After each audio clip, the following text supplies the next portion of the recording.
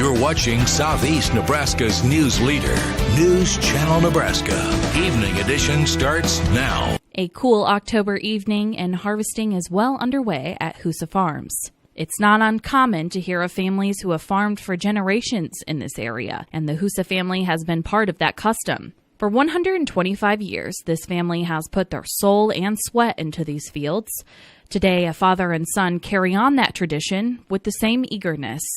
This farm, family farm, it would not go without saying that my great-grandpa started this, bought it, and actually cropped it out and handed it on to his dad, and then, of course, my dad. And we are very proud of that fact, that it's been in the family for 125 years. With that said, we could not do it without our wives involved, and my son just got married, so very satisfying, and hope that she holds on to that dear aspect of the family farm. Of course, there's a lot of hard times, a lot of good stories about how the family saved the farm in the 30s, and won't go into that, but we just know long stories and long nights, long days, and it's been really satisfying to come back and see my son love it as much as I do. Your dad's your boss? Yes, he is. Yes, he is. Good answer. Yeah, very proud of it. It used to be back in the day, you work real hard and you can get by, but now there's a lot of inputs you put into the crops and everything else. There's just a lot more involved nowadays.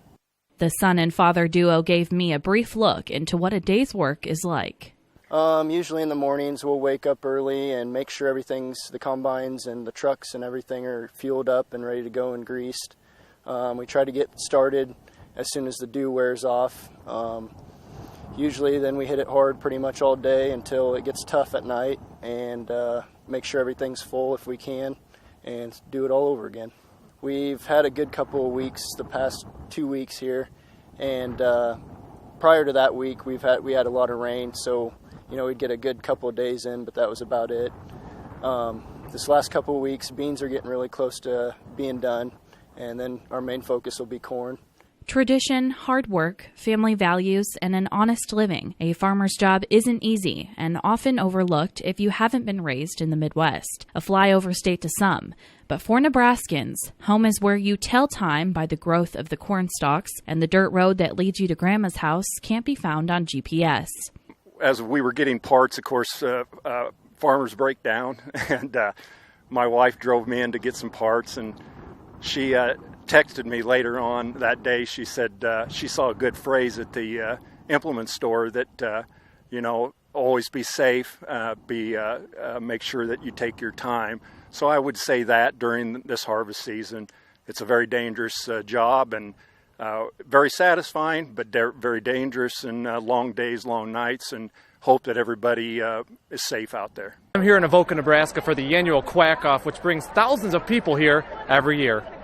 The Quack-Off takes place every January. To participate, people come from all over to pay $20 to rent a duck and race it.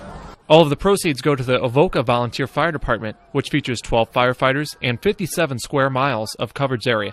The weather was beautiful, and many had a great time. I love the Quack-Off. I love the Quack-Off. We think Donald Trump would be a huge supporter of the Quack-Off. We think it would be part of his platform to make America great again. It's a great American event. Yeah. Anything else anybody wants to say? We just love the Quack-Off. It's absolutely a great Atmosphere. It's a good cause. Yeah. It really We like is. to support the local volunteer fire department. People were parked up and down every street in Avoca to come watch, participate, or simply enjoy themselves.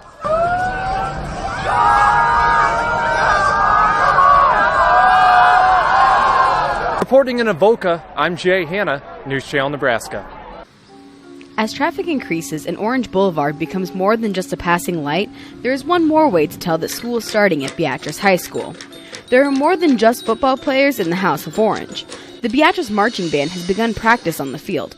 In the morning, the band works routines that will be performed at 4 different competitions and during halftime of home football games. Band director Andrew Johnson says the hardest part is getting everyone back on the field to march. The biggest thing is just getting these kids back out here. They're asked to do a whole lot of things all at once, not just playing their music now like we do the rest of the year, but also moving around a specific way on the field and being in a specific spot on the field. So there's just a whole lot of stuff that they're asked to do all at once in marching band. This year's show is called A Light from Within and is a 3-part performance that is based from a quote that is broken down into 3 segments. Johnson says the quote will play over the PA system during performances. The 4th-year teacher says tradition and pageantry of football and marching band is what helps give off so much energy. There's nothing like seeing that band come in when those lights are starting to take hold on a Friday night and they come in to play, fight songs and the national anthem and that type of thing. And then the band has their moment at halftime to do their thing, kind of around the game. And we're here to cheer on the football team. We're some of their biggest fans because the better they do, the longer we get to keep playing. And we just enjoy playing and performing. So it's great when our teams do well and we get to keep playing. The Beatrice High School Marching Band has an open exhibition Tuesday, August 9th at 7:30 p.m. in the House of Orange. The public can come and watch the band perform music from their show and some of the routines as well. Reporting in Beatrice at the House of Orange, I'm Lauren Hubka, News Channel Nebraska. The Endicott Town Hall Players will debut Radio Razzle Dazzle at the Endicott Town Hall Friday, April 8th at 7 p.m. with a Sunday matinee at 2 p.m. Director Cheryl McAtee says the cast has been rehearsing since January. It's a fantastic play. They'll be very entertained. The cast and the crew are just wonderful. Tickets are $7 in advance and $10 the day of the show. All proceeds from ticket sales are donated to the village for various projects. Proceeds from cookies sold at the show go to the Endicott Town Hall Players Fund to support next year's performance. Radio Razzle Dazzle marks the 10th performance for the Endicott Town Hall Players. In Endicott, I'm Christina Widener, News Channel Nebraska. Students at Thayer Central High School are developing key problem-solving skills with the use of drones. The drones were purchased in January of 2016 with a grant from the Rotary Club in Hebron. They can be operated using an iPad or tablet with an application called Tickle, and the operator controls them by writing specific codes. And then since we've got them, we also found another app that's called Free Flight, which they can just remote control them. So they like doing some of both. Math instructor Christy Lukert says computer programming is big in education and forces students to think sequentially. I basically just use the drones in all my classes. Just, if we have a day where we don't have a lot going on, or like a track day like today, then they can just fly them. So they're doing coding. It's not really part of the math class, but it's still good for them, problem solving. Students understand the educational value behind the drones, but also enjoy flying them and watching them crash. They really teach you a lot just about trial and error, especially when you're programming it. You just see what works and what doesn't work. And then I think the fun part is seeing it actually succeed, or even when it fails, it's kind of fun to see it tumble down. Reporting at Thayer Central High School in Hebron, I'm Christina Widener, News Channel Nebraska. Real people, real stories being represented through cutout figures. October is Domestic Violence Awareness Month, and Hope Crisis Center is providing a voice for those victims who are no longer with us. Part of the Silent Initiative movement is about is the reality of it. People don't want to accept that it happens in small communities. People don't want to admit that it goes on in our families or our churches, or just if it's not directly happening to you or affecting you, it's one of those things we kind of try not to, we isolate, we don't pay a lot of attention to. The figures currently stand in Indian Creek Mall in Beatrice and have moved from county to county to help spread awareness. The Silent Witness Initiative basically brings life to people are getting murdered by domestic violence from spouses, acquaintance, significant others. So it is happening, and that is the reason for the movement. HINMAN hopes that the figures will stand as a reminder to those victims or witnesses that passed them to come forward, and to the abusers to stop what they're doing. We kicked off the month with a vigil in Seward.